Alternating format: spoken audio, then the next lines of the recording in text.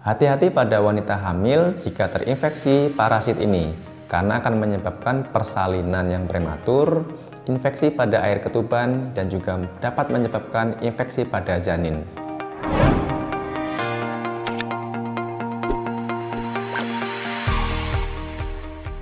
Hai teman-teman, salam sehat. Semoga kita semua dalam kondisi yang prima.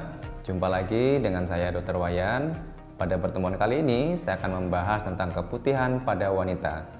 Apa saja penyebabnya, apa gejalanya, dan bagaimana cara mencegahnya akan saya bahas pada video ini.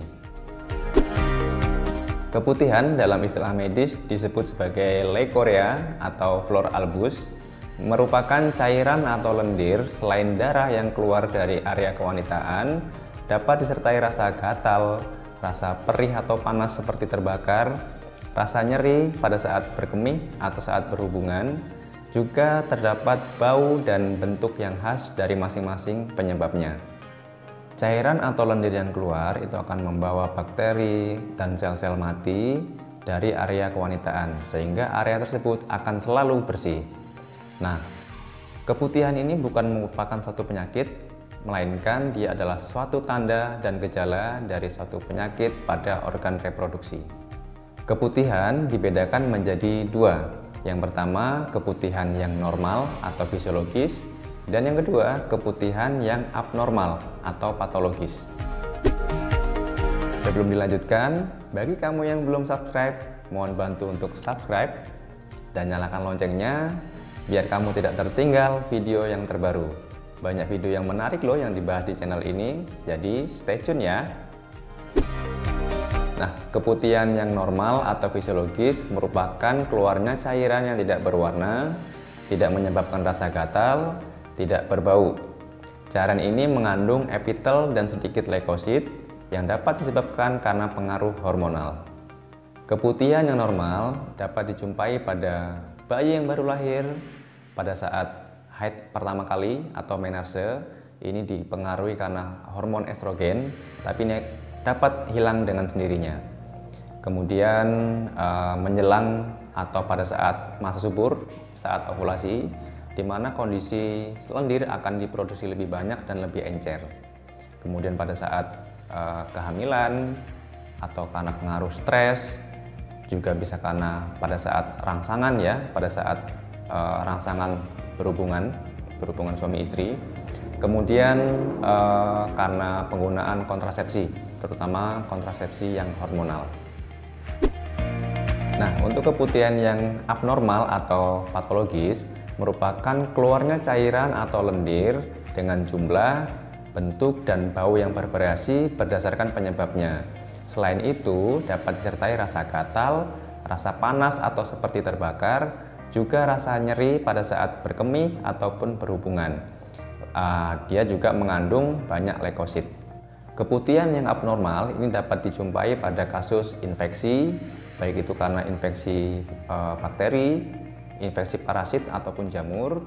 Bisa juga karena iritasi, misalnya iritasi karena berhubungan, dan juga bisa karena adanya benda asing ataupun tumor di sekitar daerah kewanitaan. Nah, juga bisa disebabkan karena adanya radiasi, tapi yang paling sering penyebabnya adalah infeksi. Pada keputihan yang normal, umumnya wanita tidak mengeluhkan gejala apa-apa, hanya merasa tidak nyaman karena keluarnya cairan tersebut. Dan cairan yang keluar pun masih dalam batas normal, seperti yang saya jelaskan tadi. Tidak berwarna, tidak berbau, tidak menyebabkan rasa gatal ataupun rasa nyeri. Berbeda dengan yang patologis, akan merasakan keluhan atau gejala yang berbeda tergantung dari masing-masing penyebabnya. Penyebab keputihan yang patologis sebenarnya ada banyak, tapi yang paling sering yaitu karena infeksi. Baik itu infeksi karena bakteri, karena parasit, ataupun karena jamur. Yang pertama, infeksi bakteri atau yang disebut sebagai bakterial vaginosis. Merupakan suatu kondisi di mana bakteri yang patogen atau bakteri yang jahat tumbuh lebih banyak dibandingkan bakteri yang baik. Biasanya wanita akan mengeluhkan keluar cairan keputihan berwarna keabu-abuan dengan aroma yang khas, yaitu aroma atau berbau amis, seperti air bekas cucian ikan. Yang kedua, infeksi parasit Trichomonas vaginalis. Infeksi ini merupakan atau masuk dalam kategori infeksi menular yang ditularkan melalui hubungan badan. Wanita akan mengalami atau mengeluhkan keluar cairan berwarna kuning atau kehijauan seperti nanah ya, dan berbau tidak enak atau berbau busuk.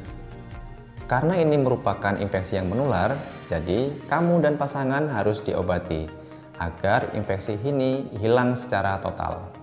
Hati-hati pada wanita hamil jika terinfeksi parasit ini, karena akan menyebabkan persalinan yang prematur, infeksi pada air ketuban, dan juga dapat menyebabkan infeksi pada janin. Yang ketiga, infeksi jamur, vulvovaginal candidiasis. Nah, jenis jamur yang sering menginfeksi pada kasus ini adalah Candida albicans. Nah, dan gejala yang menonjol adalah rasa gatal, kadang juga bisa disertai rasa perih atau panas ya, bisa juga disertai adanya iritasi. Dan keluar cairan berwarna putih seperti susu. Pernah nggak kamu ngelihat susu yang sudah didiamkan lama itu akan terbentuk gumpalan kepala susu? Nah, seperti itu. Biasanya menyerang pada wanita yang gemuk atau obesitas, wanita dengan penyakit diabetes, atau pada penggunaan antibiotik yang jangka panjang, di mana ini akan membuat bakteri yang baik akan mudah mati dan jamur akan mudah tumbuh. Maka terjadilah keputihan. Secara umum, keputihan yang keluar secara normal tidak memerlukan pengobatan. Namun perlu diedukasi, perlu dikasih pengertian bahwa cairan atau lendir ini keluar secara alami karena pengaruh hormonal, ya, seperti yang sudah saya jelaskan tadi. Apabila cairan yang keluar bertambah banyak, menimbulkan bau dan rasa gatal ataupun rasa nyeri baik itu pada saat berkemih maupun pada saat berhubungan badan, sebaiknya kamu segera konsultasi dengan dokter agar diketahui penyebabnya dan mendapatkan terapi yang tepat. Nah, bagaimana cara mencegah keputihan abnormal? Langkah utama untuk mencegah keputihan abnormal, kamu harus menjaga daerah kewanitaan kamu selalu bersih agar terhindar dari resiko infeksi. Cara yang bisa dilakukan yaitu bersihkan area kewanitaan menggunakan sabun dan air setelah buang air kecil ataupun setelah buang air besar. Yang perlu diperhatikan adalah arah cepok ya. Jangan mengusap atau membasuh dari arah dubur ke arah kewanitaan. Lakukan sebaliknya. Nah, cara ini dilakukan untuk mencegah perpindahan kuman dari dubur ke area kewanitaan. Hindari membersihkan area kewanitaan menggunakan produk sabun atau parfum hingga ke bagian dalam, karena ini akan berisiko membunuh atau menghilangkan bakteri yang baik yang dimana berfungsi untuk menghambat atau mencegah terjadinya infeksi di area tersebut. Wanita memiliki mekanisme pertahanan yang alami, jadi tidak perlu membersihkan area kewanitaan hingga ke bagian dalam. Gunakanlah celana dalam yang berbahan katun guna untuk menjaga kelembapan di area sekitar kewanitaan, dan jangan menggunakan celana dalam yang terlalu ketat. Jagalah area kewanitaan selama menstruasi dengan mengganti pembalut minimal 3 kali sehari. Hindari berganti-ganti pasangan guna untuk menghindari resiko infeksi menular. Dan rutin melakukan pemeriksaan area kewanitaan dengan dokter kandungan. Itulah tadi penjelasan mengenai keputihan pada wanita. Apa saja penyebabnya, apa saja gejalanya, dan bagaimana cara mencegahnya.